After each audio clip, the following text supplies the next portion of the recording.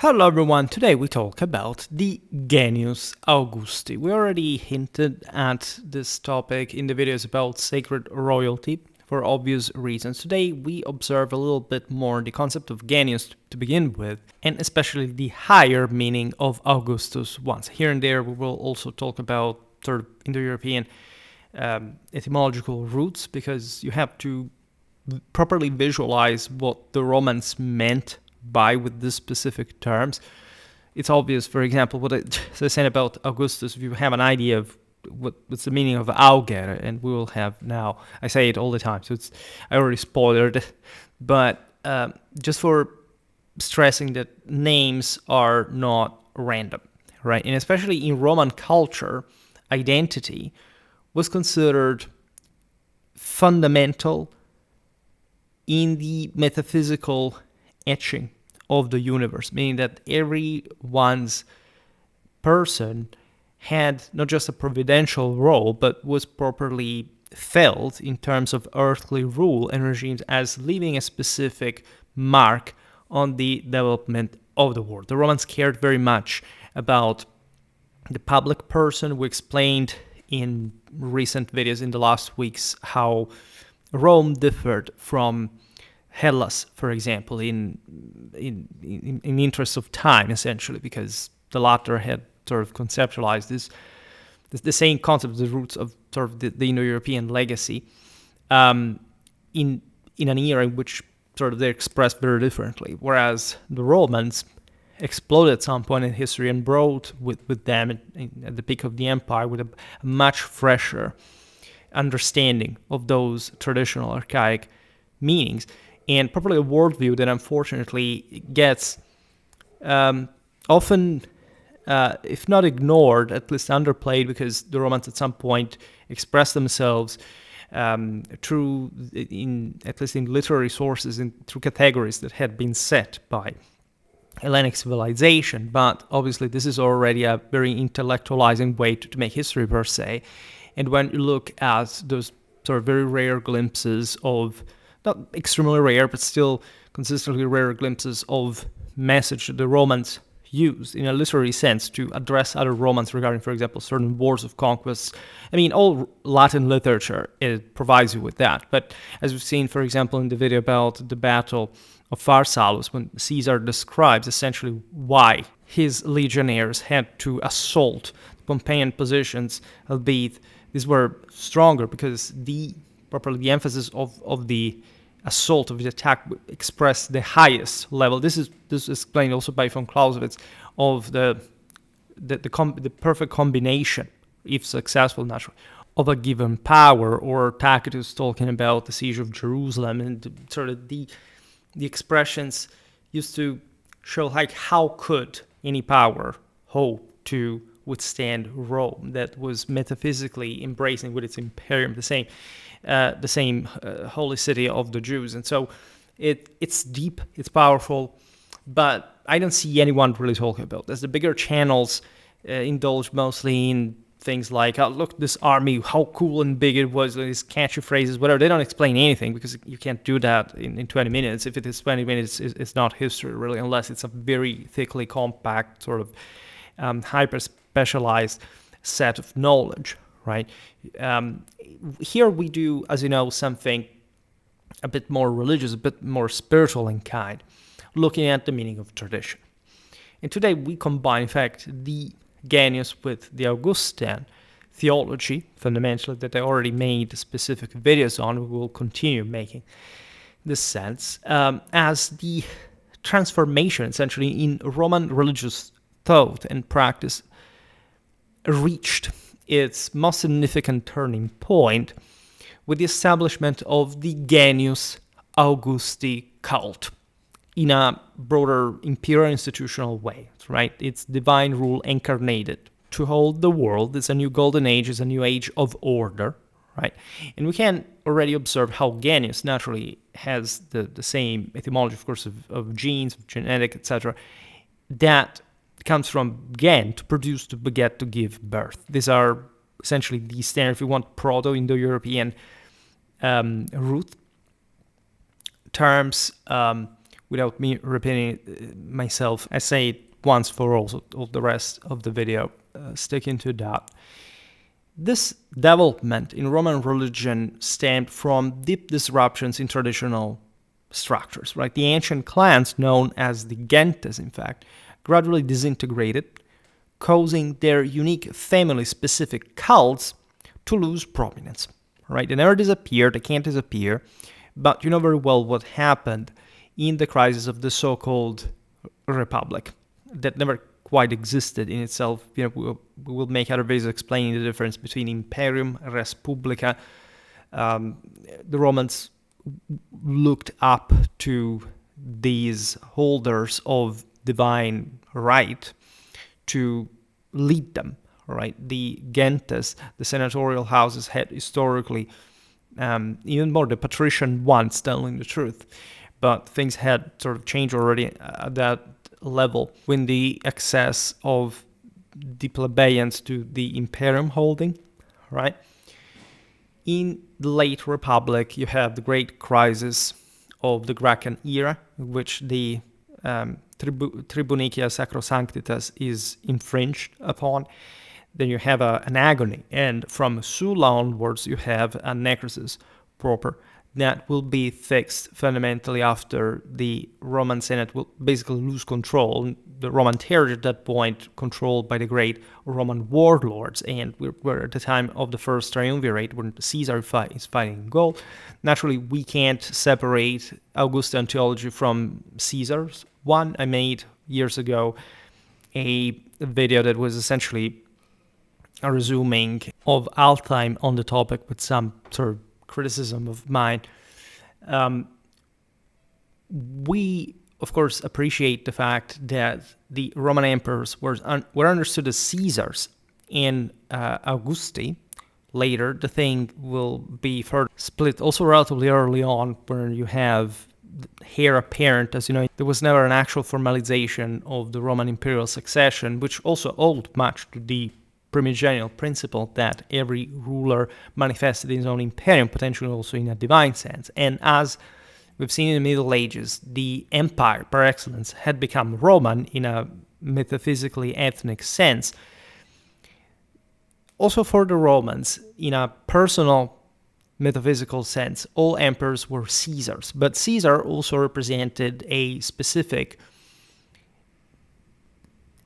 say, dimension of rule that had been the one, essentially, he who had exited the Res Publica to fix it, because the civil wars of God's chosen people had been caused by a sin, a profanation of Rome's sacred texts, and Caesar's struggles during the civil war that has been tearing apart the same Res Publica to restore it, and self-sacrificing to eventually become an actual comet, as it's still called today. And Caesar's legacy is collected by Augustus in the process. There is all a very specific historiography on how this theology was established.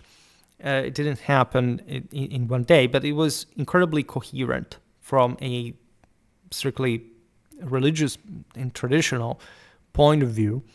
We'll talk more about this because people say, oh, it's just propaganda. It's not propaganda in the sense that it's made up, because lesser people do not use even originary terms of our vocabulary to understand that propagandum is neutral as a term. It doesn't have any negative or positive. It actually has a more positive in the original term meaning of the term. In any case, very successful propaganda that unitly carried the imperium in a successful fashion, and that, however, could not but be understood in the traditional world outside of these very exact theological meanings. Right? Augustus operates himself as Caesar, and not just as an adoptive son, but he explains it in the Res Gestae that there is an auspicia patrum sunt.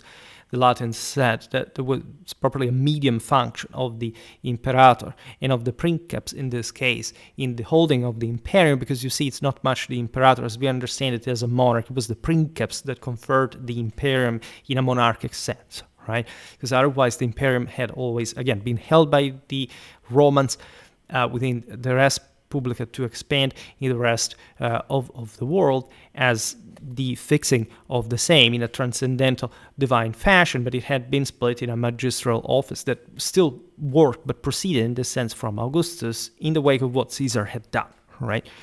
And what we were saying before is that Caesar had represented this imminent concept that is the same of the Sol Invictus, that far from being a late antique sort of acquisition from the East, already existed in central Italy in archaic times, well explicitated, and that fundamentally in the broader sort of universal tradition refer to he who not just eternally rises as the king of the living, but he who fights in this metaphysical condition, which is also Trinitarian in character, that is between far from God and man at the same time. Because this is the making, say, the winding, the inversion of the fall that the hero has to work to in order to achieve, to bring basically back the world towards divinity. And that's what happens with the res publica in the moment it's restored, it's renovated, and there's this injection of essentially of divine power, vitality, that leaves henceforth in the Caesars, right, and their imperial rule for also all the rest of the world ever since to have held, right? Everybody, like after the so-called quote-unquote end of the Roman Empire, mostly it's shrinking, would and could not be emperors without being Roman at the same time. This explains also why the gentes Romanae had overall sunk. It wasn't much just a matter of individual clanic war. It was a broader human condition, given that the Romans had already basically conquered the world. And in the sense, a world had to be restored in its full plenitude through a monarchic principle like Romulus's one had been, and that the Romans had upheld while living in a senatorial, essentially oligarchic system that had never, however, denied or actually had made it a principle of absolute unity. In fact, the cohesive wielding of the empire from the side of this Roman people, understood in a sole mystical body, right?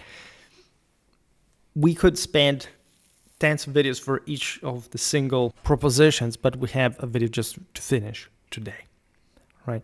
So you have this long-standing senatorial and patrician aristocracy, once the pillar upholding both the political mechanisms and the sacred customs of the res publica populi Romani, experiencing severe decline, right? Res stands naturally for think, matter, that in the Indo-European root stands also for wealth, for goods, right? And publica stands for the people, right? The populus, that is understood in this sense as a collective body. There is an oceanic historiography on what the actual meaning of populus is, and I actually discussed this in some videos. If you search, in fact, I think it's called the Indo-European meaning of Roman magistracies, there we explained various differences. But in any case, you see that it's an augmenting, it's a meaning. It's the same one we find in Virgil's fourth eclogue, properly the idea that even the lower part of humanity gets divinely transfigured under the leadership of the chieftains, right? So the senatorial establishment had, in a sense, come less to its higher mission, or had simply fallen, as it happens throughout the various ages, towards a decline, and the ancients had prophesied this golden age in between the bronze and the iron one that had to temporarily bring, in a providential sense, once again, mankind to a divine level. And this is exactly what happens between Caesar and Augustus. Years of relentless civil strifes, widespread proscriptions, as you know, the gradual consolidation of power eroded what we would call today the Republican foundations entirely. So essentially this mechanism that had come into being towards the 4th century BC rather than before as sort of part of Roman tradition was sort of ideally depicting, right? And it's a very specific cycle of Roman history. If anything, by making a video about the genesis of manipular army, the Camillian reforms, everything would be clearer also in a political and religious sense. But we're talking the later Republic, and that's where we stand today. So in response to this decline, Roman piety demanded a thorough reorganization centered decisively inward, right, designed to reunite the dispersed fragments of religious observance under one cohesive principle centered on the princeps, that is, the foremost leader. And so, in this sense, yes, holding the imperium, but being linguistically, as we explained before, two different things with the imperator. The etymology of princeps comes from, again, an Pro-Indo-European pair, that is forward, plus cap, that is to seize, to hold, right? So the first, not just into the fray, but the ones who in this sense gains the spoils of war, right? And it's properly the concept of the chieftain par excellence, right? And he who leads from the front. Naturally, if you're interested in later Republican history, you know that I have specific playlists for all the Roman didactically scanned sort of eras, so you can definitely find a lot about Augustus. I have other videos, by the way, counting on him just from the more normal manual history that can't be separated from this one anyway.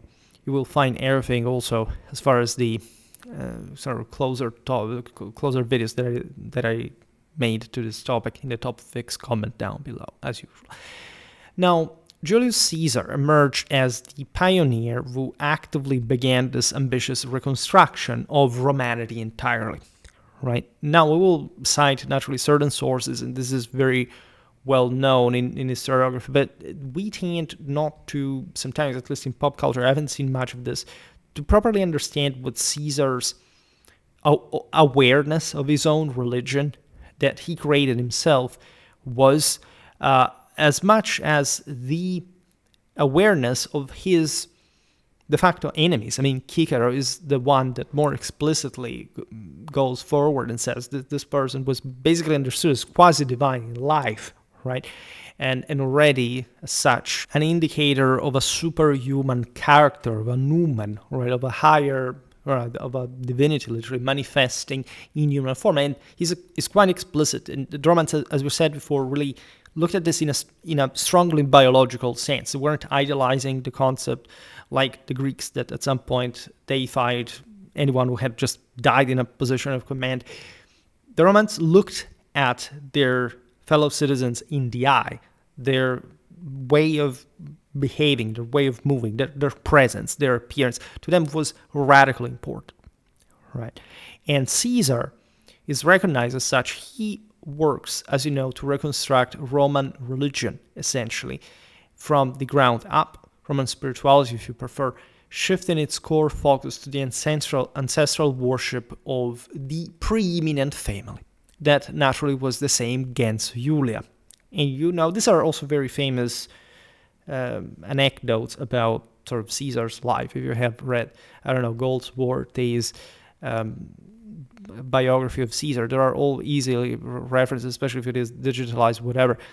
He doesn't talk much about what I'm talking today, but just for saying that when I make these videos, there are always people, not much in my audience, but I presume in general, that are thinking that I'm making this stuff up and or that, I don't know, I'm speculating.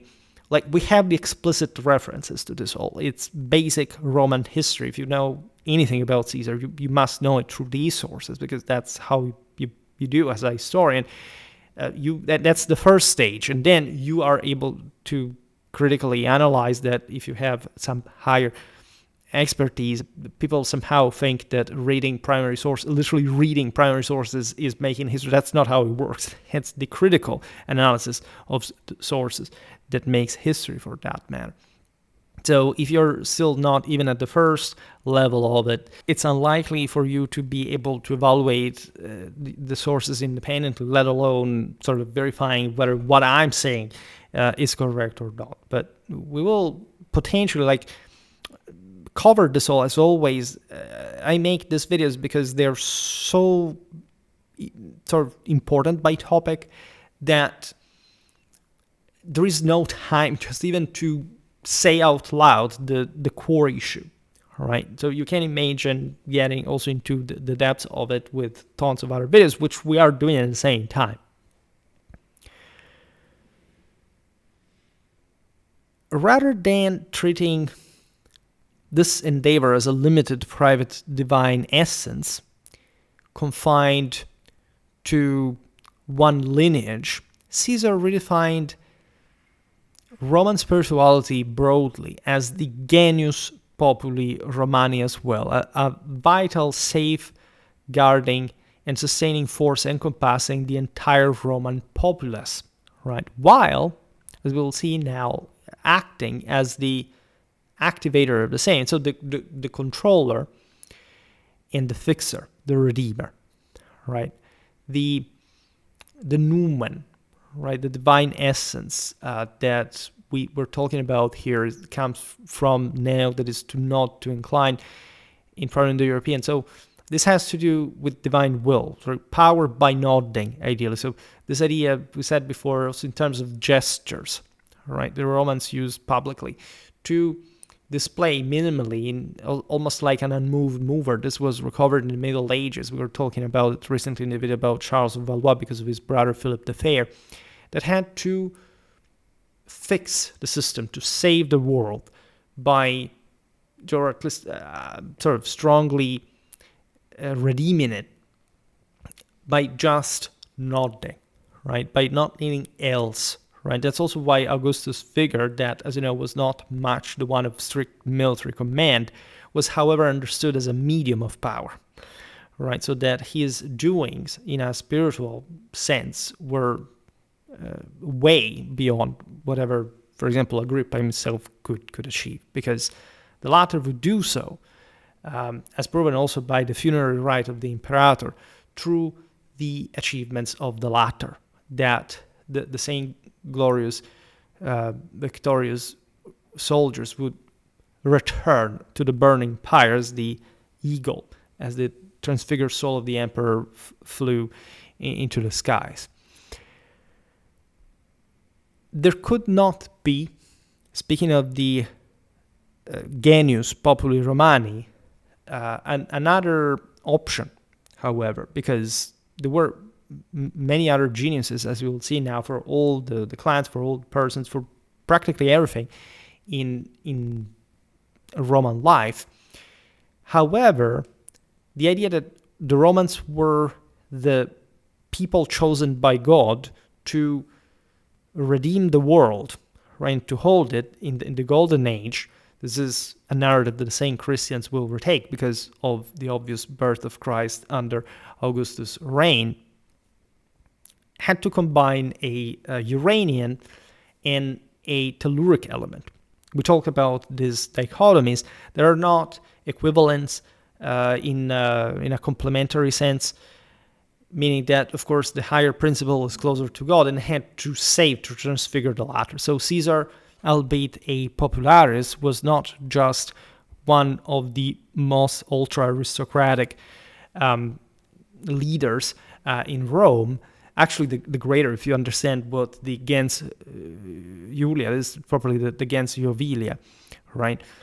So the stock of Jupiter himself understood his role as a leader of men, so the traditional patrician, and as we will see now, strictly regal, monarchic one of Romulan memory, because as we explained also in the Roman archaic Trinity, it's all one, right? You have Rome, and you have the Coviri, and you have Jupiter, and this cannot be.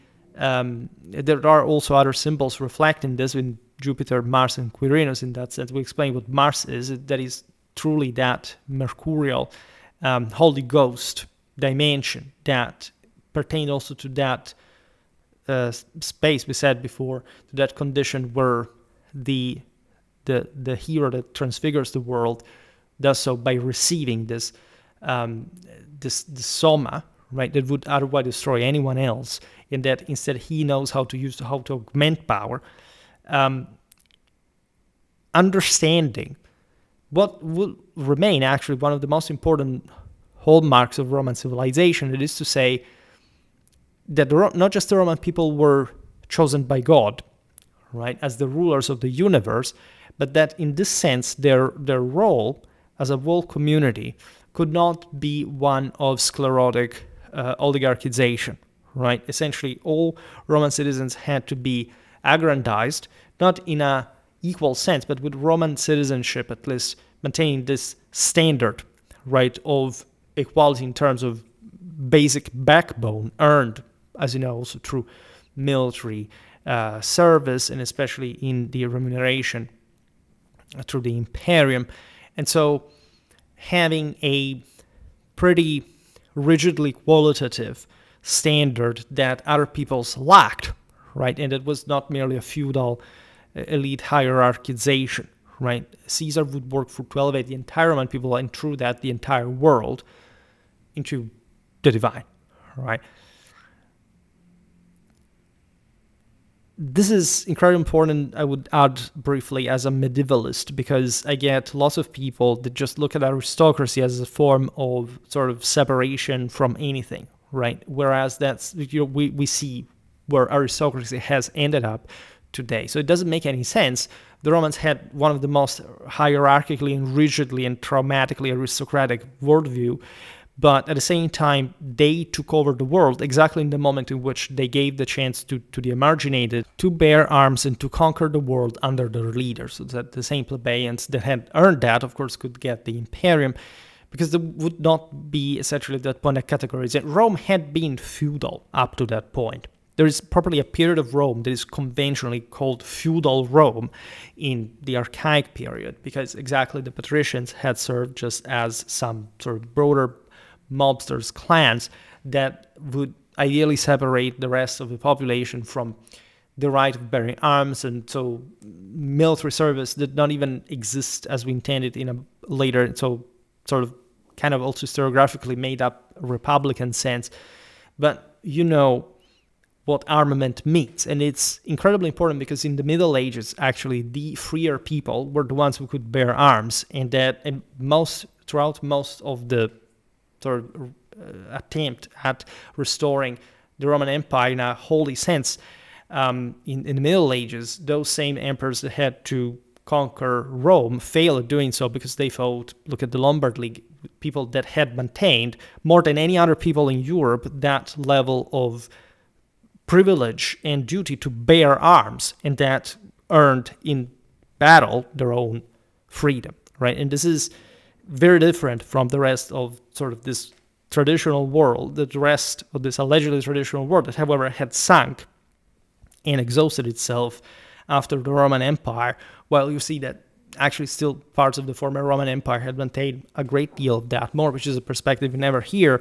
Also because, let's be honest, if you have never done it, it's because you've never had a historical education to begin with, an actual one, not what you think history is, which has no value whatsoever. Now, there are interesting characteristics of the Genius Augusti, but now we're sticking to Caesar, as far as, for example, Hellenistic ruler veneration and concepts of divine rulership, clearly influencing such Caesarian effort, right? We have seen also in the recent video about the Crusades and the actual traditional meaning of the saying that there are some ways to enact the imperium that in the Middle Ages live throughout in the wake of the diadochoi, specifically of Hellenistic rulers, certain formulas, certain ideas that had also at that point been retaken by the Persians or had been Achaemenid back in the day. It's all kind of mixed, and that expressed the concept of holy war, the idea of conditioning yourself, of preparing yourself in a spiritual fashion. All Indo-European peoples had actually had this. Also other peoples outside, of course, of the Indo-European world had lived in this universal tradition. You find it basically everywhere, aside from the strictly more sort of least developed peoples in the fringe that, however, still theoretically, according to traditional knowledge, would have sort of shattered themselves down from the fall and somehow in embryo still own it as a concept in some way. But when we look at all these civilizations, we know that they basically all believe the same identical thing. They believed actually the same identical theological doctrine. What Caesar does, even though he was, as you know, not just one of the most aristocratic figures in the world at the time, but also one of the most sophisticatedly cultured and educated and intelligent. Right, Caesar had a very wide literary production. As you know, the commentary are written for a more popularly leaning audience of some sort, not quite, the average person, but still the elites, but in a way that the Roman people could, in this sense, feel augmented and participate to this further idea of conquest and holy war. He otherwise, as an ultra-Roman elite, wrote some very high poetry according to the Hellenistic models, which he was very well acquainted. As you know, he had all a military career in his youth, in which he also demonstrated an incredible courage and capacity in single combat in the East. And so in these territories that had basically were still ruled by the Diadochoi, or at least peoples that had been their subjects for a very long time. So we will see this well also in a video I want to make about the Arapakis, that evidently expresses that higher sense of foundation, of cornerstone, of perfection, of Pax Augusta that I also recently made a video on in December. Caesar was thus completely aware of any possible declination, so to say, of the higher metaphysical principle, right, of traditional theology.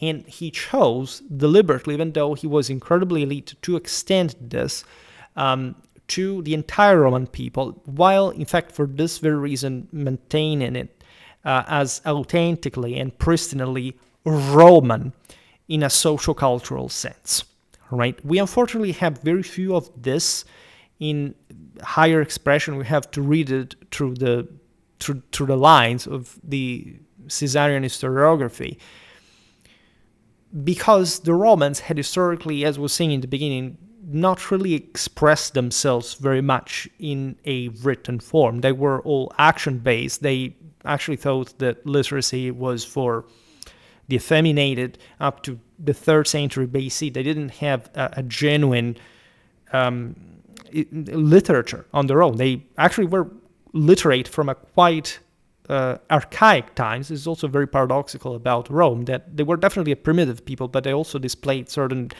advancement that at some point other peoples had also just recently achieved themselves. Remember always this, that Europe was alphabetized by the Romans, all right? Not just we have a Latin script for a reason, but the Greeks that were more sort of intellectually advanced than the Romans, and also in the arts and literature, remained confined within their own world. The entirety of the European continent was literate by the Italics during their conquest, their colonization, their Romanization. This is incredibly important because when we read, as we have done many times in Schwerpunkt, the Commentari del Bello Gallico, for example, you have properly to envision Caesar's conception of, for example, the Gauls as ready for Romanization, contrary to what is often said by people that do not have any culture or education whatsoever, that the Romans were, oh my God, the propaganda, the Romans were hiding, that the Celts were so. That actually Caesar was making notoriously, like if you have studied sort of Latin literature at school, like it's the first things you learn, a positive idea of the Gauls, probably even above certain, but probably he was very correct in that. But let's say definitely not a negative one, not the one of barbarity. You can't say that Tacitus may have said something sort of more simplified about the Germans and their primitiveness, because they were indeed very primitive, but perhaps not in the sort of categorical sense, which at least by that point, the Romans could consider, for example, the Gauls already in the process of Romanization. And there were political reasons for both cases, right? But the Romans also cared very much about saying the truth, right? It was a pillar of Indo-European tradition. And that's also why they cared very much about what was publicly stated. Thus, Caesar avoided direct emulation of overt Hellenic or Oriental models of absolute god kings, pharaohs, kings of kings, the mega, and so on, grounding legitimacy instead in deeply native Roman notions. The sacred strength derived from forebears. Again, auspicia patrum sunt. I made an entire video about this. Those were the maiores, the mos maiorum, right?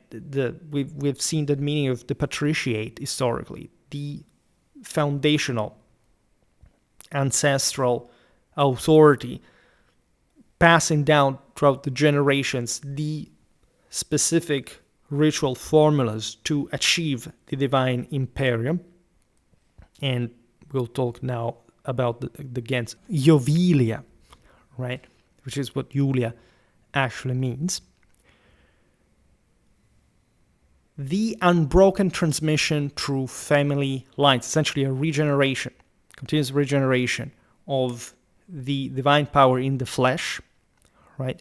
And from the fall, because that's what they call themselves Iuli for a reason, at least especially in Caesar's clan. But if you look at all the genealogies, even if you look at Aeneas, for example, there is in the Hellenic mythology / like go back in time and you see that this guy had been begotten by Zeus, all right? So it was a deep belief in this. We'll make a video about how this was conceptually understood for the entire world, as a matter of fact, as opposed to some sort of abstract creation, as we have also somehow conceptualized from mostly the Semitic way of thinking of it, which already saw like a much deeper divide between the divine and men, also because they had exhausted themselves earlier. They were now being ruled by the Macedons, by the Romans, etc. But the concepts are the same. You can't read the Bible in a literalistic sense. It doesn't make any sense, right? You have to understand theologically what that's all about. And again, these peoples believe, again, pretty much the same identical thing. The only thing that changed was the attitude towards the divine. And the Romans, as a fresh race, really were at this point really reaching heaven for the world. Also, Caesar insisted on the inherent holy guardianship within the Roman gens, right? Each client was understood as a microcosm reflecting the greatness of the broader one, with a bridge, a gap. The same pontifex, as we explained, was he who created bridges in order to gap the distance between God and man. And as you know, every pater familias had the same function in the family, right? I remember my paternal grandfather, in whose house I now live, who used probably to bless us during Christian festivals. He was born in 1906, by the way. And in bearing this, what was really normal in European tradition up to a few generations ago, in this continuity of the sacred rite within the family, right? This is something you see, by the way, in terms of sacred royalty, pretty much all across the Middle Ages. We've seen it, I don't know, in Philip II Augustus, literally officiating the Mass before the Battle of Bouvines. You have this idea that in this immediate Catholic, paternal, in the sense patrician power, you can enact divinity. And this is how the Romans believed the whole thing, also at a lower level. If you, again, bore the cingulum militaris, if you were a soldier, if you had properly been initiated into military life under the Genius. For example, the Genius Augusti was, in that sense, overarching, protecting legions, etc. It was the Imago Imperatoris. We also talked about this in the videos about the Roman banners. You participated to this divine power, and you had, as far as you were dimensionally conceived, to that power to exercise, right? Now, this overarching ambition permeated every aspect of Caesar's conduct, public and personal alike. A striking example came in 69 BC during his delivery of the funeral oration, the Laudatio, from Leo, probably Indo-European, to praise, to sing. It's a praise song, which was understood to, in the sense, cosmically harmonize with the divine tune, so to say. For his aunt Ulia, the spouse of, by the way, the renowned commander Gaius Marius, there Caesar famously has boldly asserted that the gens Ulia embodied the loftiest pair of privileges, the sacredness linked to kingship, granting mortals the utmost earthly dominion, and the ritual supremacy over the gods, to whom even celestial sovereigns must defer. Right? This is incredibly important, as he was basically speaking of absolute divinity, of Jupiter himself, when talking in fact about the gens of Jupiter. Jupiter, Iovilis, that's the power that controls all the other gods. Right? Naturally, if you don't understand why Caesar would make such speech in a context also which kings did not exist in Rome as formal rulers from quite a while, you can't understand what he was up to.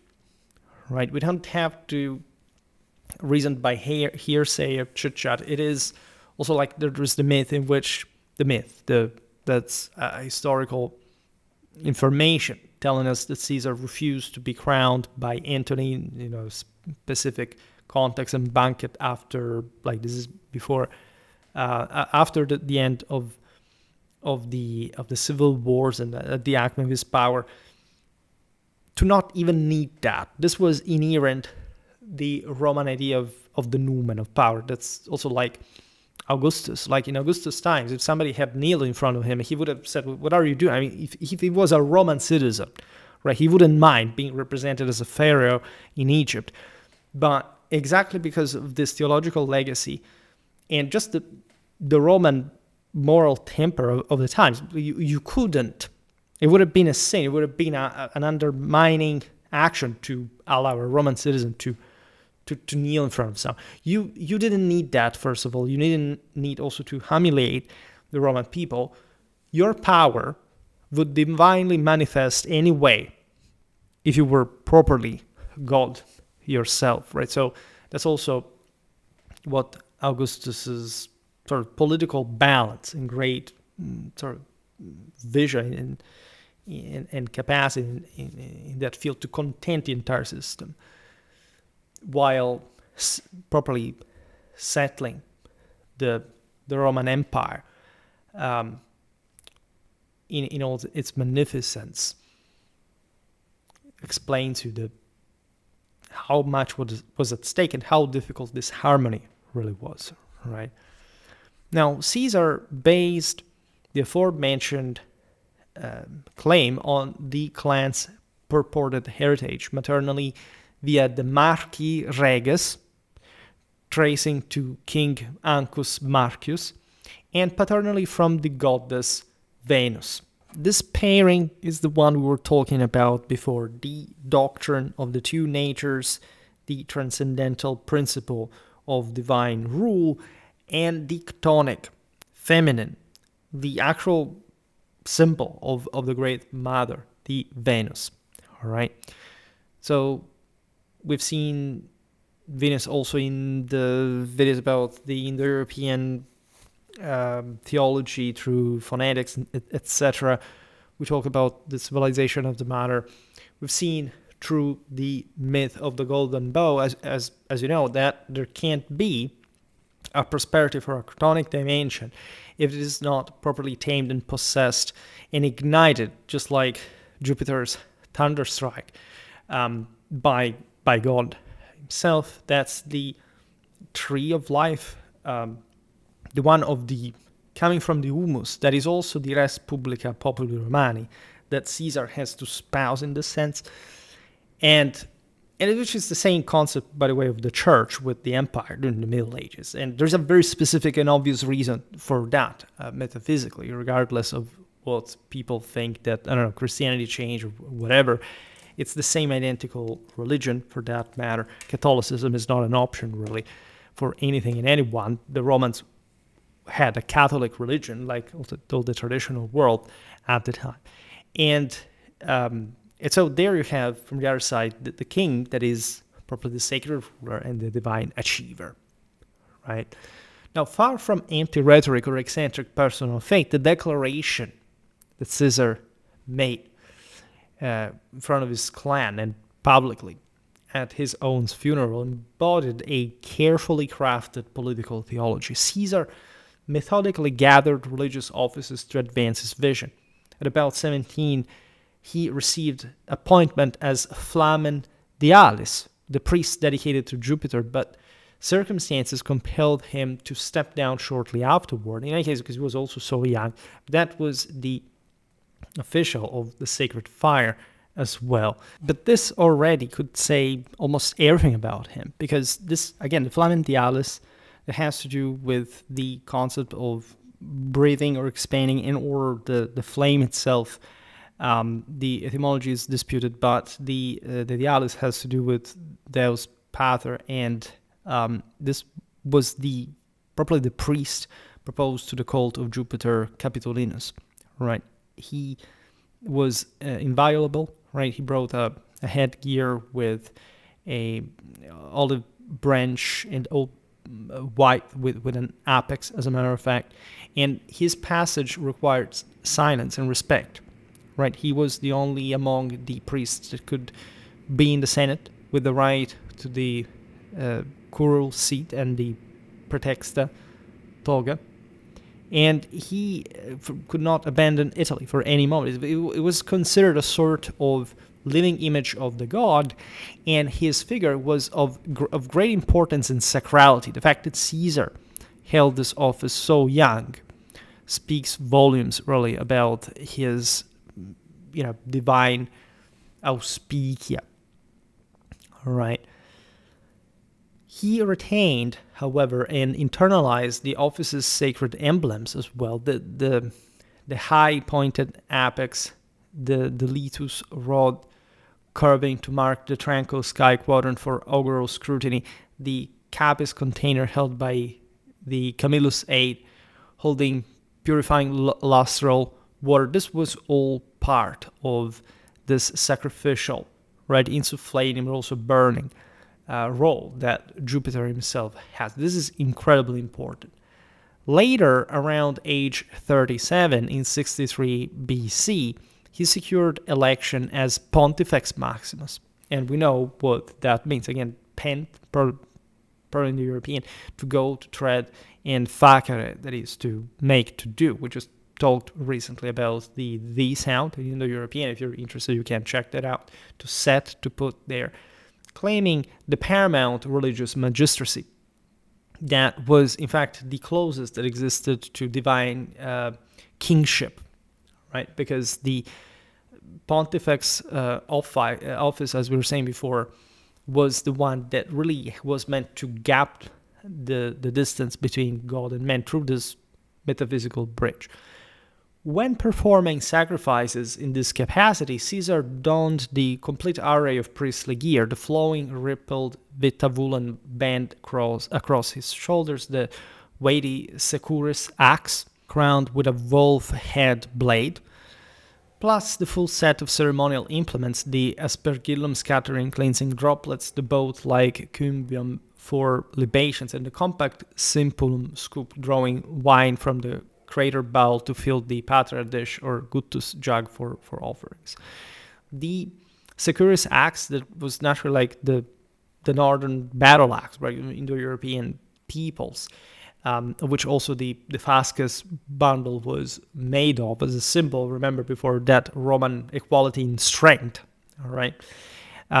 Being wolf-headed encompassed the entire sort of divine and semi-divine arc of power, because of course the axe is also the tender, just like in Thor's case, and it derives in any case from God that strikes, and the wolf head is associated properly with Mars. It's the Holy Ghost, and so this initial but also lower sort of more tendentially chthonic animal in the range of it's the wolf pack of the war band, right? And so it encompasses the entire imperial functionals in earthly rule. Over many generations, these items that we listed, by the way, had devolved into habitual, almost emotionless props amid ever more rationalized and detached ceremonies, like it happened in any culture towards the generation of the Fourth Age. Yet under Caesar's purposeful engagement, they regained vivid immediacy and rich symbolic resonance, awakening a long dormant or faded treasure of ancient science with surpassing vitality. Caesar applied the same reforming energy to the calendar system, notoriously enough, the Julian one. Among all peoples, Romans had engaged most intensely with enchanted agrarian cycles of the solar-lunar year. Seasonal shifts and intercalary fixes carried profound cosmic import. Holding inherited oversight as Pontifex Maximus, Caesar confronted a calendar thrown into disorder by repeated political manipulations of intercalation. Victorious after the civil wars in 46 BC, implemented the Julian reform, contributing with Alexandrian scholar Sosigenes, the mathematician, astronomer, and Roman expert Marcus Flavius, to rectify built-up discrepancies that year stretched to 445 days. Afterward, a consistent 365-day solar year took effect, supplemented by one intercalary day every 4 years placed after February the 23rd. Right. Establishing this novel timekeeping framework, Caesar symbolically reenacted the primal act of cosmic creation. Whoever sets the year's pattern inherently acts as a religious originator. And so it's not merely a practical action, right? The modern secular version has told you just about that. It was both at the same time, but it was primarily a matter of divine order. Right, and we talked about this especially in the video about the wheel, right, of the Indo-European chariot of the cosmos in the K sound phonology for the theology series. Caesar explicitly tied the change to Rome's mythic foundations and the genius of the gens Ulia. Here we get to the point, drawing support from early inscriptions such as Julia Julius, tracing to obviously the Indo-European Duilius, etched on, for example, the Valcamonica rock surfaces that are, as you know, some of the oldest and most unequivocal proofs of Indo-European solar power and religion that we discussed in the video about the Indo-European Urfolk. Thus, Caesar set the stage for a profound renewal, disguising its innovative essence beneath appeals to timeless primordial authority. Right? It's even much more than that, as we've seen in the video about the Fortuna Kaiseris, that is key to the entire picture. Today we don't discuss it, but it's about the how that divine restoration was pursued. And of course also Caesar's military achievements have to do with that. If you know how important the Fortuna was and how it's mentioned in the same commentary, right? More than once, and also by, his opponents, as we've seen with Cicero as well. And it's all discussed in that video. That's where we, however, get to Augustus. We could not do without Caesar to explain this. Augustus, the Indo-European root to increase, right? He received this project from his adoptive father that, spiritually speaking, was as important, right? He shared his blood, naturally, through his mother, right? Who was Caesar's niece. But, right, this was all a matter of stronger metaphysical bond, so much so that Augustus is Caesar himself, of course, elevating, in fact, his adoptive father's vision to completion. Basically, Caesar dies handing over, like in the Testament, to Octavian at that point, what will make him Augustus, right? It's in here, it's already decided in a divine sense, but still, because Octavian has to prove himself as well. The etymology of Augustus, as we've seen, has to do with the idea of to increase, to augment, to cause, to grow, which is applied to the same res publica populi Romani, and so to the tree of life, to the oak on the Capitoline Hill, right, conveying layered significance. Organious, harmonious enlargement, connections to the augury, the augurium through divine sign interpretation, an authoritative weight, the same auctoritas, enabling initiation and confirmation of actions, all historical sacred rulers' prerogatives, sacred royalty. Cognates across the Indo-European languages reinforce its antiquity. You have the Lithuanian augu, I grow, the Gothic aucan, to multiply, the Sanskrit ojas, vital force, the Hellenic auxo, increase. In fact, actually Sebastos also derives from the same Augustus, and that's why in the Byzantine era you find the diciture of Sebastos, of Sebastocrator, all right? It's all part of the same legacy. Choosing titles like princeps and imperator, Augustus deliberately eschewed Hellenistic or Oriental monarchical trappings himself, as we explained before, forging an authority rooted in authentic Roman heritage, just like the one that Caesar had handed over to him. This revived the primal sacred connotations of auctoritas and imperium from parare, that is to say, to prepare, but to order, right? To properly mold the world in your own image. With per Indo-European is forward, to produce, right? It's the Indo-European conqueror moving the chariot across the untamed world, right? And bringing lightness where darkness had reigned. Reminiscent of earliest communal leadership springing from divine bestower. In roles including Pontifex Maximus, assumed, as you know, in 12 BC after Lepidus died. Lepidus died of sort of natural causes, unlike basically most all people of that age. Octavian and Antony had contributed with the proscription lists. As you know, Octavian was lifelong cancer, temple restorer, moral reformer, and pater, patriae, right? So, father of the fatherland, right?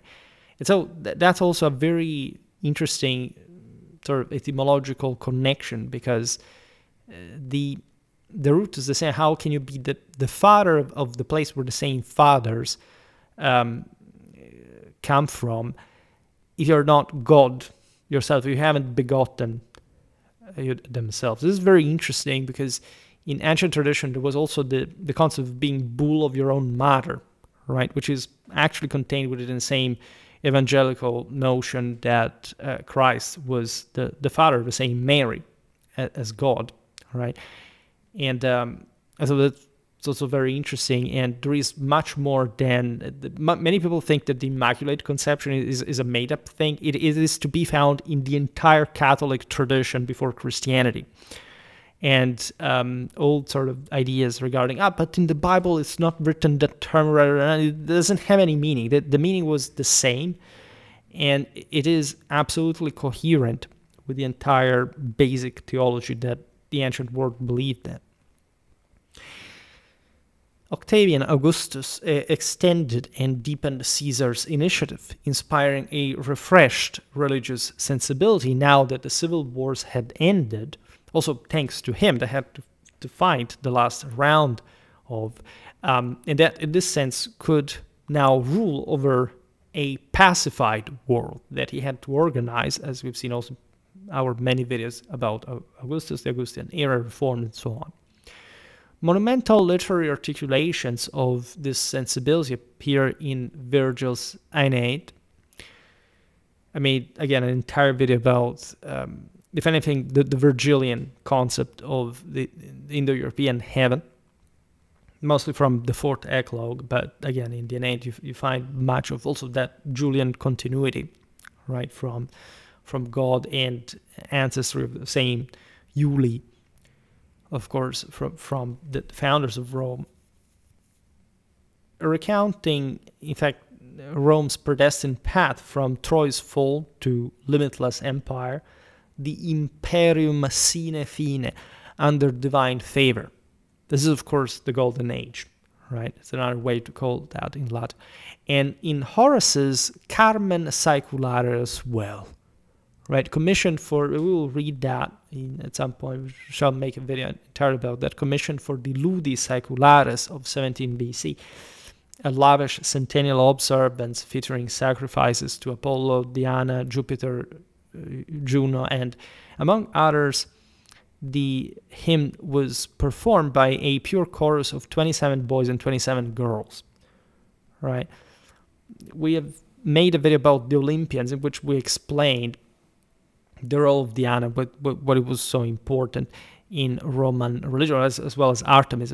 That was mostly about the Hellenic pantheon, but again, they were the same thing. It's the transfigured divine soul of the woman, of the most chthonic aspect.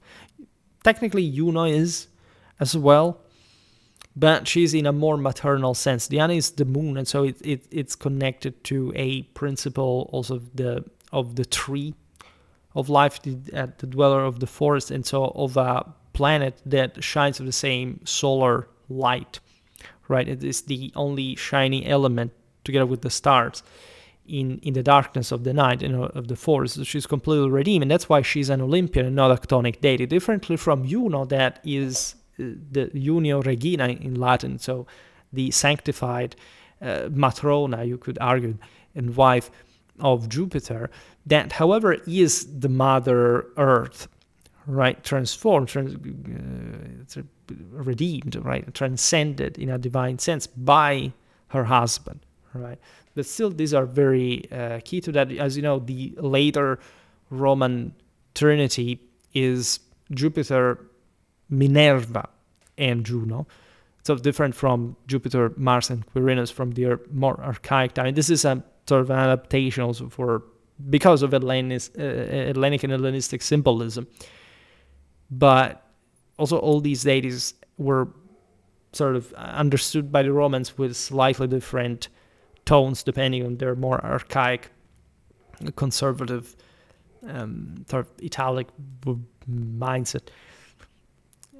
The Carmen summoned Phoebus, Apollo, and Diana, radiant eternal glory of the heavens, during the prophesied sacred season from Sibylline verses, to answer the chorus's supplications to gods revered on Rome's 7 hills, where the fatal empire had been fully restored through the Pax Augusta. This is incredibly important and explicit, right? If you read these sources, you understand what the Romans were thinking. This is not poetic or metaphoric language. They literally believed that this is what had come. The Phoebus Apollo was obviously the new youth, right? The initiator of the new age. Augustus notoriously had a massive statue of Apollo in his next. Probably was a hallway, right, that led from his apartments to this massive statue, and you can still find beautifully the Apollo Palatinus, in fact, still painted in the apartments of Augustus on the Palatine Hill, and all the radiant blonde symbolism there is there. There is no doubt about what Augustus believed. And addressing the life-giving sun who ushers in daylight via gleaming chariot and withdraws it, ever renewed yet constant, the Carmen implored him to gaze on no greater city than Rome. Right? The poem declared that the Maids and Albanians, now terrified foes on land and sea, proud Scythians and newly pacified Indians, sent envoys seeking Roman directives, while fate, peace, venerable honor, modesty, long neglected virtue, and opulent abundance with her brimming bourne dared return to Italian soil. This is incredibly powerful, and it shows you also how the Romans literally saw their own world conquest. Right? We are overly obsessed because of 19th century nationalistic reasons about, oh look, but this is the place where they didn't directly control. The entire Western Eurasia revolved exclusively around Rome. Right? There were peoples that Rome didn't even know they existed, and who instead revolved around her. That depended also materially in many ways, and that they sort of were all about it. India was historically the obvious goal that Augustus was ideally vying for, also because Alexander's dream had been about that as well. And there was a Temple Augusti in Malabar, by the way. We know that. The Romans arrived up to China, beyond, like we don't know. It's very well possible at some point. The ancients reached the Americas at some point. It's not a myth, right? As far as we know, may have been well possible. There is a very interesting historiography on the subject, also because it seems like this through Islamic mediated documents arriving as far as, Southeast Asia in legions, etc. Like they surely had, by the time they seized the Levant, awareness through the Hellenistic libraries that somebody had at least reached Iceland, and on a regular basis to be well sort of described with the geysers and everything. But again, this is like another story. But this is also for saying how truly boundless, truly an imperium sine fine, Rome's rule really was. Thus, the Augustan era advanced the concept of Roma aeterna at the same time. If it is boundless, it's also because it's eternal, right? And it has achieved a level of metaphysical power that had not been seen since the Golden Age. Tangible, and this is moral and spiritual in nature. It's not even how big the empire practically is in a material sense. It is on the basis of what kind of power has been enacted, right? And how, right? By which standards. Tangible and moral flourishing symbolized by the cornucopia, resurgence of foundational virtues and expansion of Alban originated imperium to the world's remotest reaches, including Persia's frontiers. Though expressed through sophisticated urban poetry, Virgil laced with poignant melancholy, Horace with restrained Epicurean poise, the ideal rested on the steadfast resolve of Rome's governing elite, willing to sustain the colossal task of global order. Republican rationalism had subdued overt sacrality over centuries, or at least, by those times standards. The Romans still, at this point, were traumatically more traditional than anything contemporary people are aware of. And in fact, the very core conviction persists unshaken in their culture. Solely the Roman ethos could deliver humanity an order intrinsically divine, essentially transitioning from humanity that comes from humus, so dirt, to mankind, right? To virility, from the victorious hero, right? In Augustus's reign, rigorous faith-infused action, discipline fostered an expansive political cultural framework that rendered Rome's universal aspirations tangible, while imprinting them with unmistakable sacred authority. Rome revealed herself as Genetrix virorum et deorum, that is, progenitor of mortals and immortals, whose shrines brought the celestial realm near, right? Remember the Fortuna Caesaris, that was mater et filia deorum, as a matter of fact. So here there is that was a vertical plan, this is an horizontal plan. And these two meet in Rome. We talk about the centrality, the metaphysical centrality of Rome in the history of mankind from a strictly cosmic theological standpoint. We'll come back on that topic. This is the moment in which it was further reinstantiated, right, from the Romulan foundation, or accomplished from the former, because truly they could not be the same thing, right? Augustus's achievement truly was the one that brought the Indo-European Evangelion of the Romans to fulfillment. As Rutilius Namatianus would later say, Rome united diverse gentes into one patria, right?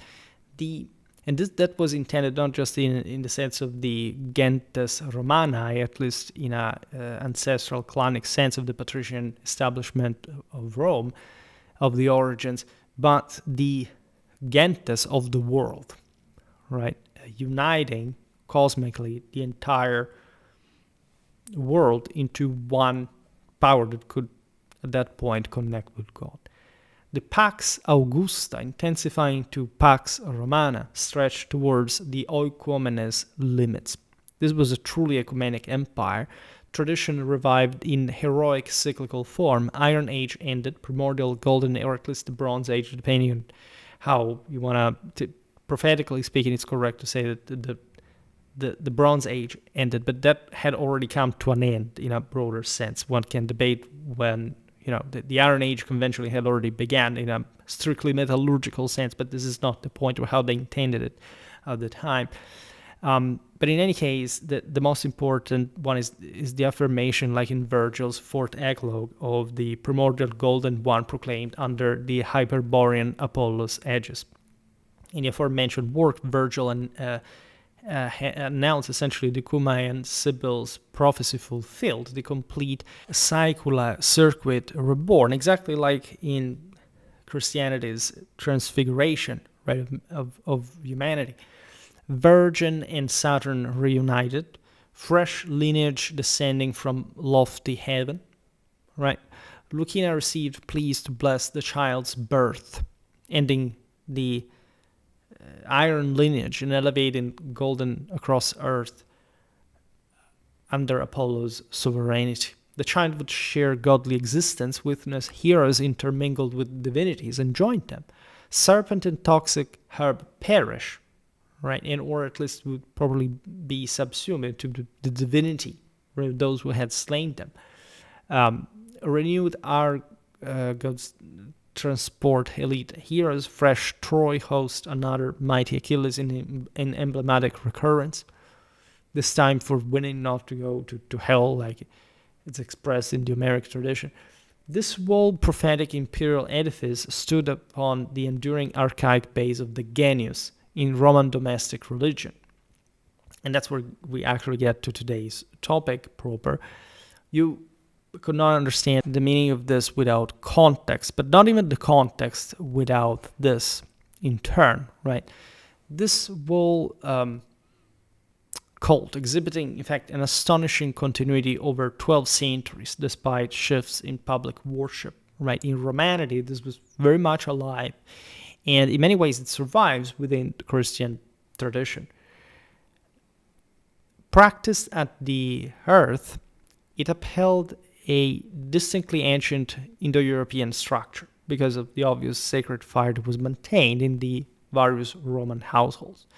The earth constituted the ritual earth's central locus for offerings to the penates, the custodians of household provisions and familial wealth, the lares, the wardens tied to forebears, fields, crossroads, or domus, boundaries, and preeminently the Genius, the distinctive lineage overarching double, preserving individual vigor and stirps persistence, right?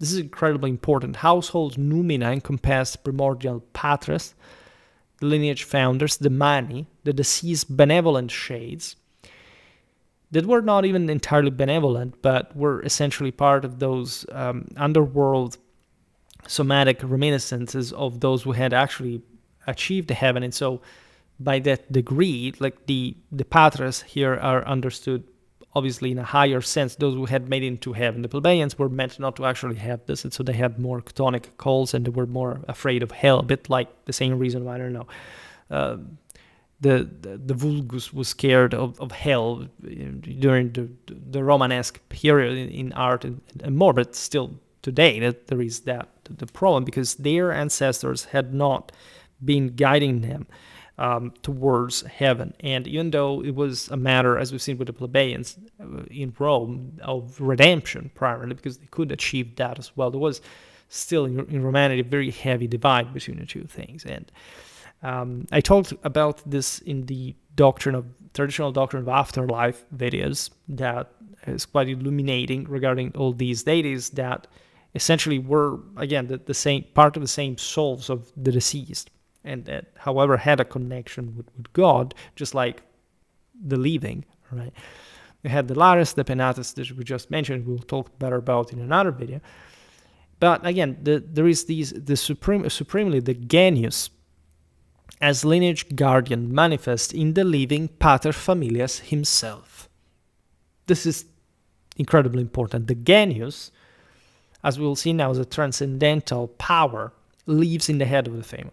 It's properly held by obviously there is a Genius in anyone who achieves some level of highness, but hierarchically, just like, again, the imperator with his soldiers, his warriors, there can't be such a thing like the achievement of the lower without the guidance of the higher, right? And so the same is true for the pater familias, that, as you know, had incredible power of life and death over the family members.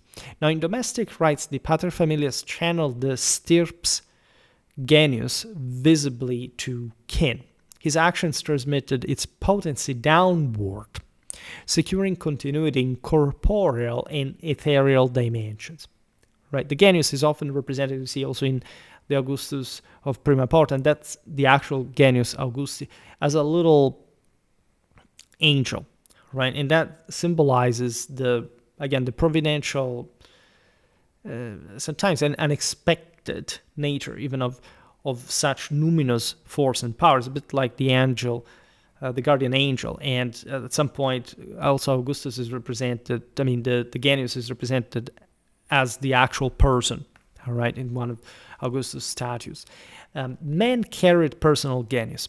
This is a perpetual escort akin to proto-guardian spirit, again, a luminous subtle counterpart in esoteric lore, while women possess also parallel eunones that were, again, functioning under, obviously, like their own sacred igniting and divine transcendence only when properly possessed by the husband, by the vir that could guide them and achieve together that greater capacity of generating, by the way, other spiritual power, other divine power.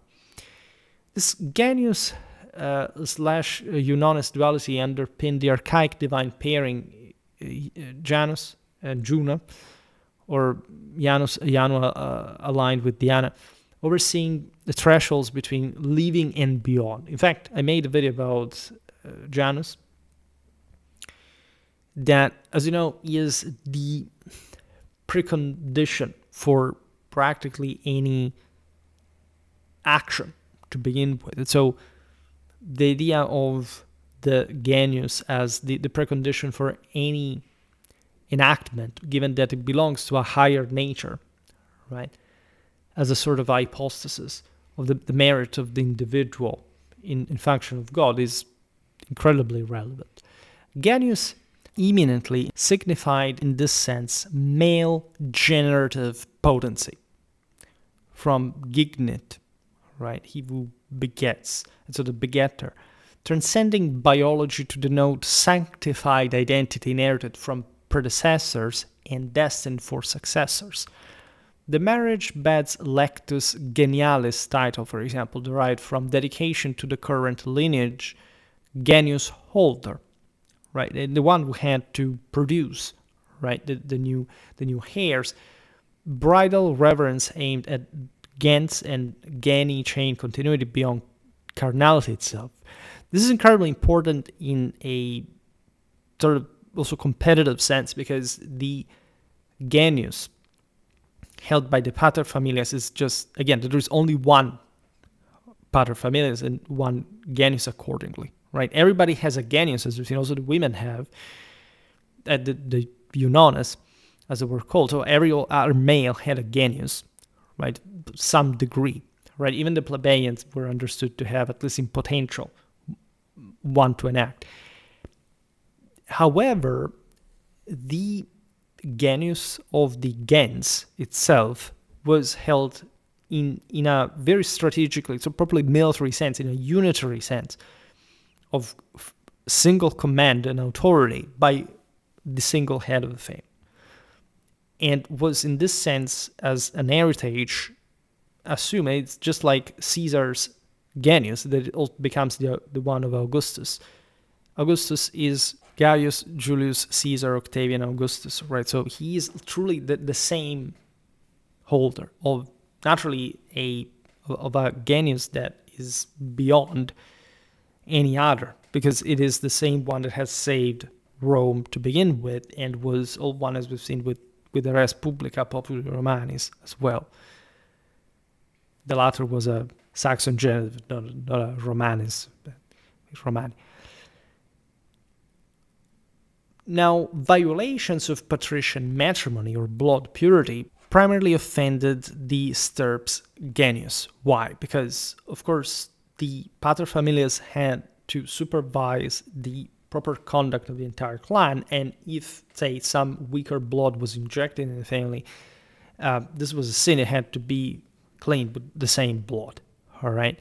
It's an incredibly brutal. It's also the guy who obviously has to settle broader matters in terms of feuds, of relations with other clans. This is basically like, do you have an idea of the, Edictum Rotary of Germanic law in the early Middle Ages? This is identically the same thing, right? In origin, the entire Roman law derives from the same identical concept.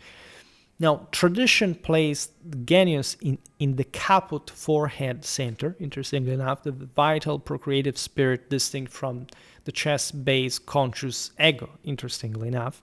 So probably there was an idea of highness that obviously transcended also the self. This is a major aspect of divine transcendence. Horace thus described genius per head, mutable deity per context. Right? The genius often appeared serpentine, interestingly enough, echoing the Hellenic sukkah notions.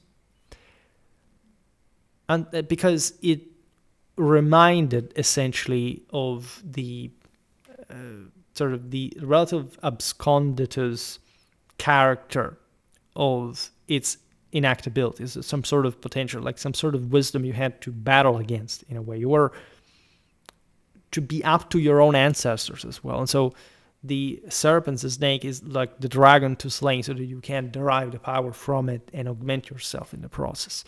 But it was just one of the representations. As we said before, there were others as well. But this also metamorphic semantics and symbolism is quite fascinating, right? Ancestral veneration, the mani, the lares, the shades, formed one facet of dual sacrality after all. The counterpart exalted living members, ritually reaffirming hereditary links and periodic renewal of lineage, generative force via genius or lar familiaris. So you had two dimensions, also the connection of the genius with the nether world and the somatic sort of source of the clan's totem, for which you were essentially reincarnated, at least in a substantial sense. And the genius that is properly instead the form, the spiritual body that you have to grow into, and that allows you to reach heavens. Earth fire embodied the essence, by the way. Imperishable subtle flame, pneuma.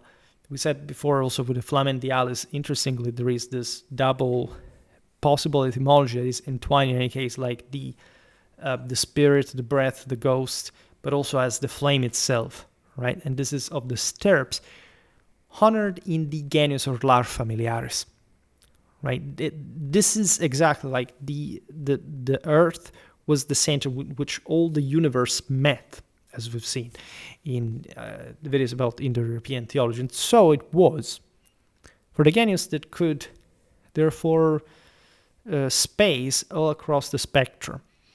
It's, as we said before, also in a broader political achievement sense, the fortuna as being mother and daughter of divinity, right? This ambivalent symbolism is very, like, here it's tied to two different dimensions, but it's sort of the existential one. The fortuna is more like the actionable one, but they can't exist one without the other. In fact, they overlap as well in the spectrum. The ritual elevated the domus to a temple, essentially. The earth to the omphalos, axis mundi, uniting Uranic high gods, terrestrial living with the chthonic underworld. Think about this. Think about, I don't know, even the symbol of the fireplace in European tradition, at different symbols. The same goes for the church as well. It's always dual. It's always about the ancestors, but it's also, and so it's a darker dimension, but also connected with transcendence towards a higher dimension. And it just depends largely on your ancestry as well, but it's something you can feel in calling you, right? To tell you essentially what you're inclined to be, given your ancestry. But the ancestry is always divine. At the end of the day, it's just how diluted that is that matters, and how much of power of your ancestor you can be able to summon in proximity. You can draw parallelisms here with the Vedic Agni, that, as we've seen, is like Sanskrit and Latin, very similar. Ignis is the same identical concept of fire in the exalted luminous aspect, right? The archaic Romans saw fire as the imminent emblem of transcendent metaphysical superior to matter. The earth fire renders stirps membership a sacred vocation, to direct the genius summons from the gens itself. The cult displayed marked anti-universalism, as a matter of fact. There's a very interesting aspect of this that is to be understood in a double-threaded sense, that you see, at some point I've been called a globalist, right? There are people out there that, just one, at least so far, which makes it weird, especially if you knew the source, that says I'm a globalist, because apparently they don't understand what the imperial Catholic tradition is. Like, in order to be a globalist or a universalist, you have basically to believe that the entirety of the whole derives from basically no individuality of the sort of the sun, say, that makes it up, right? Of all the various elements that make it up. What is interesting about this cult of the genius is that the devotion targeted the particular numen of one's own stirps, the gens, the family. In this sense, the cult was not debating, for example, even the existence of Jupiter. It was understood that was, especially in a Roman sense, a much more highly, and it's the doctrine of being and becoming. Jupiter was the absolute, was understood in Romanities as something much more totalizing and non-earthly by definition. It would manifest earthly as divine power does, but not because it is altered or changed. Like the Greeks, as you know, had a much more personified, sort of pathetic kind of the divine, right? This is a version of a certain way of describing in some parts of Hellenic literature, depending on people that were very influenced also in the Pelasgian, Indo-European vibes. The gods is doing weird things and, being prey of passions, this kind of thing. The Romans did not believe that, and they, in this sense, performed these rites, thinking that it's their own essentially root as ancestry that brings them back to the one. Right? This does not mean that, in the sense, the Romans or any other people did not have global or universal ambitions. As we've seen, Romanity extends properly to an ecumenic level. If you don't understand the difference between the two levels, you don't understand tradition. You don't understand Indo-European identity. You don't understand anything about transcendence, anything about divinity. You're not a European. You're nothing. Right? So accusing other people of globalism or universalism just because you don't have enough of a culture is exactly what the Romans would have identified as something genetically lacking in your heritage, right? And that's exactly the reason why they cared about the genius so much, right? There is no contrast between the two dimensions. The domestic earth, as we've seen, sacrificed to the Lares, the Penates, the Stirps, Genius captured. The Latin sacrifice, self-sacrifice, the sacrificium, in fact, the deliberate elevation via occult awareness from external to the subtle plane. The pietas, that comes from probably the Proto-European root word to be pure, to be pious, sustained as exemplary gesture, sanctified the occasion. And that's what we read in the Aeneid, where Aeneas does everything that is proper, all the rites in every single circumstance, even the direst ones, because that's the only way to carry on, to be successful in the end, right?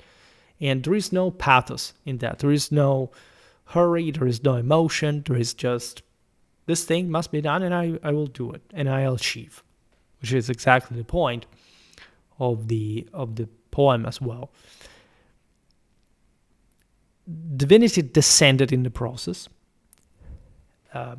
augmenting your own same genius, and through that the same totemic soma of your ancestors, and circulating freely, in fact, from the earth to the participants. This is incredibly important in a family foundational sense, right? And you can understand that if you had a happy family, sort of clanic gathering, a sense of, how much you share blood and how much of the spirit unites you, right? It's beautiful. It's something that surpasses all the rest, and it's beautiful, like to bring, your wife to that, right? And to feel her as part of your family, as you complement her from the male upper hand to the female lower hand. This is incredibly important, right? To achieve for her, right? To make her achieve. This mirrored, by the way, the entire Indo-European sacrifice doctrine. Like the Vedas are obviously the best documented case that, again, especially also in terms of linguistic affinity, can compare particularly with the Romans, and especially the sacrifice doctrine, especially sacred fire, even more than with the Iranians, interestingly enough, because for the Iranians, everything is much more sort of even simple in a way. So it all revolves around the fire. With the Vedas, there's a much more structured body that explains, mostly, yes, the centrality of that fire, but the point of the sacrifice, of the rite, of the mechanism. And this vibes dramatically the most of all the Indo-European branches with Roman tradition. You can't find it. So, you find it for all Indo-European peoples, it's the same, right? But we are lucky enough to find these consonants through ancient documentation. There are military parallels, including, for example, the Faunus voice pre-battle inspiring sacred terror. Right? This was the lower, darker force that had to be ritually summoned before battle as the truly chthonic one, the one of the netherworld, the one that eventually devours the corpses after the battle. And so it's scary. It's just again, the ritual fire, it summons also some manic deities. It's scary. It is spectral, spooky, right? It has to do with the dead. It has to do with the darkness, with the fear of our mortality must be transcended through this practice. That's exactly the point. And the faunus lived in the forests, where also ideally, like you had to run when, you shamefully you broke ranks and the entire army collapsed. It's like the god Pan, from which also because that was the Hellenic for it. The Romans had the faunus, from which panic stems notoriously, because that's where you took refuge in the forest in an irrational way, also because you could find yourself tracked down and massacred anyway, and so there was an escape. Remember, this is also present in the legend of the Rex Nemorensis, that after all the tree of life has to be found within the forest. Also, Aeneas, as a matter of fact, famously enough, seeks the golden bow. Right, he probably has to accomplish this, as well as descending into hell in order to eventually rise, transfigured, at least in the stories, as an achiever. Right, it's all the same identical mechanism, and the terror had to be summoned to be tamed. Hence, also the devotio vow, consigning the commander to infernal powers, unleashing the panic genius upon foes at death. It was not, some people say, like, you just dedicated yourself to the soul of the underworld, all right? You just said, okay, I'll go to hell. But no, right? This was a way to actually summon your own power at the fullest in the moment of the battle, because everything was lost. If you lost as a leader, in that sense, you were dead in front of everyone, because you had vowed, if you survived, because you had vowed to either conquer or die. So there was all a specific ritual also in the case that the devotio, by the way, would be unsuccessful or better. Sometimes the Romans won battles because the generals essentially enacted the devotio, and the enemy was scared by the power was summoned in that, and distanced themselves from the commander, that in that sense could not die because he had anticipated his own self-sacrifice, and it was a specific rite at home that entailed a ritual death of this person, as a sort of actual sort of do or death, like I haven't died, but so I still fulfilled my vow. So, but there had to be a sacrifice, and the person could re-exist by burying a fake image of himself that had to do with this genial dimension and a regeneration in the process. It was rare, right? The idea is that, once you devoted yourself, you had to die. And that was the way to achieve heaven in holy war equally, by making eventually your army win and show what kind of man you were, your stock was made of, right? Because it was dramatically inspiring, and it's beautiful. And this is also comparable, by the way, like this idea of the infernal powers summoned and thrown at the enemy, with the Norse Valkyrie Herfjötur binding dread, or later sacrificial divine wind, right? The Valkyries had that same concept. Like they didn't much say, if you conquered, like if you died achieving heaven, they would, to that degree, like the field said, properly bring you to heaven. But if you were to lose with shame, they would devour you. They were essentially spirits that would bring you to the underworld.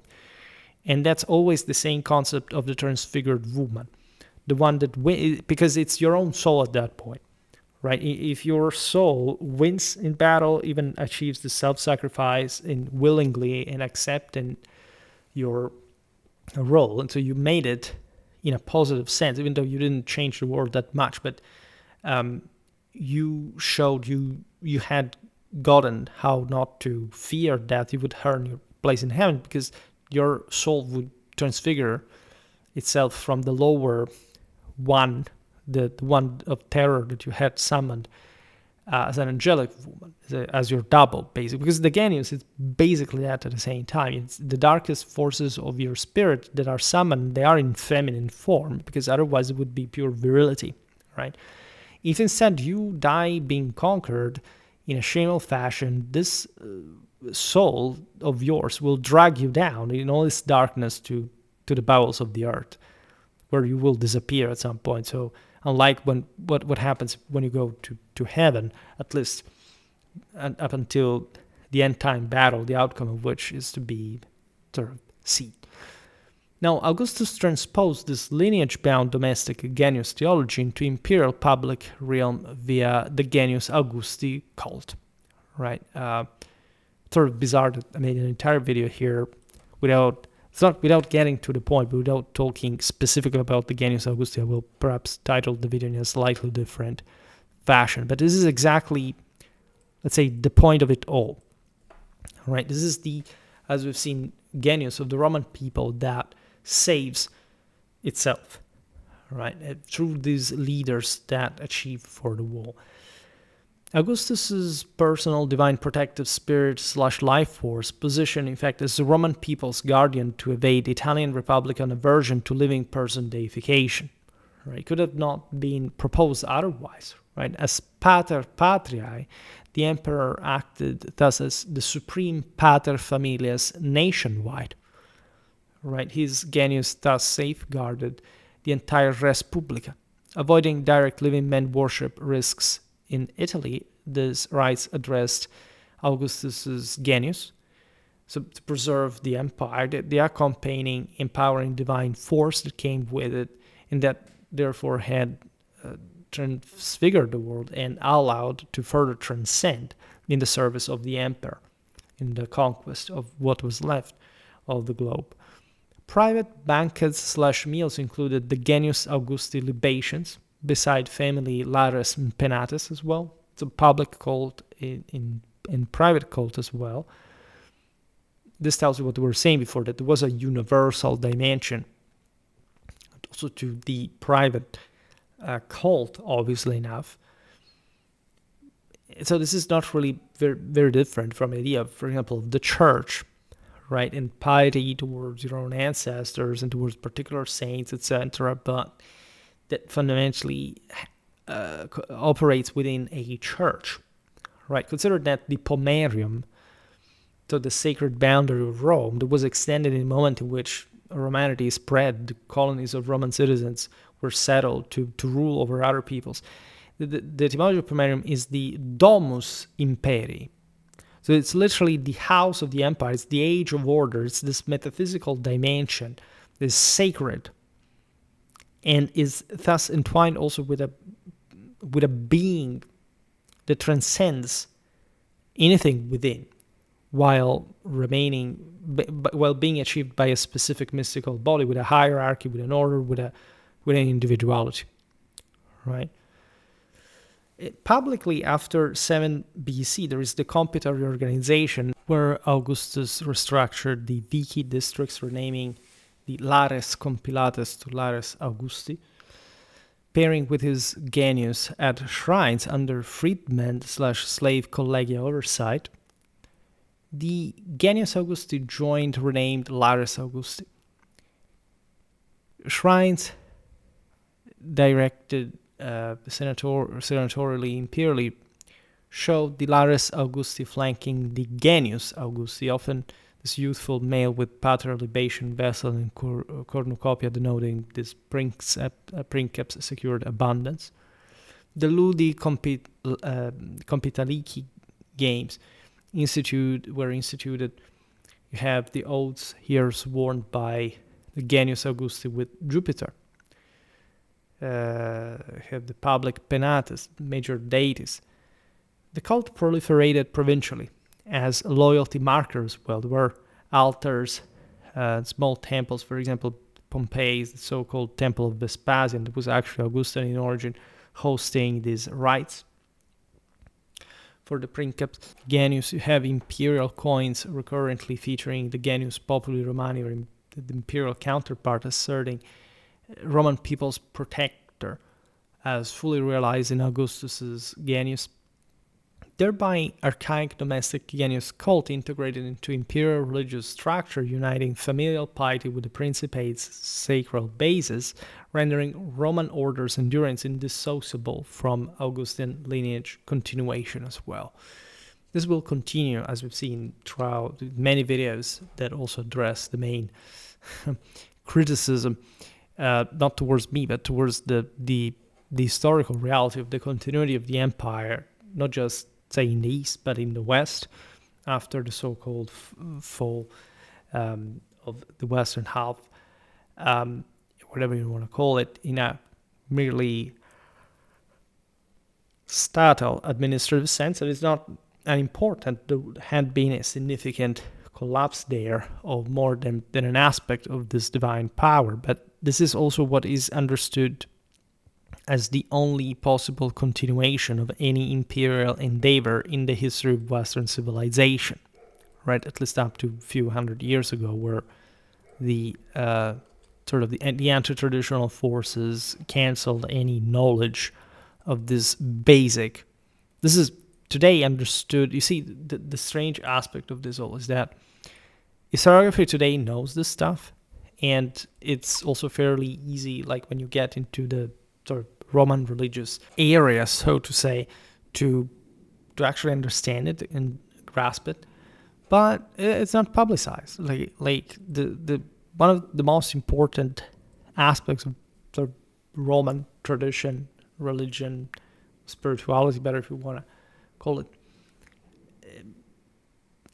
are neglected in this world, and we should actually try to work a bit to re-establish it. What to say? For today, stop it here. We'll continue naturally in this series with different aspects. Here is mostly addressing the basis still, right? We have really to get into that adequately before getting a bit more, also more philological. I have already made something, but here we're really at the beginning, right? So you have to wait a little bit, be patient. We'll get everywhere we need to go. For today, however, again, I stop it here. Just hope that you enjoyed this video. If you did, please share it. Otherwise, leave a like or subscribe to my channel if you're interested in my upcoming content. As always, I thank you heartily for listening to me. I wish you a nice time and see you next time. Bye.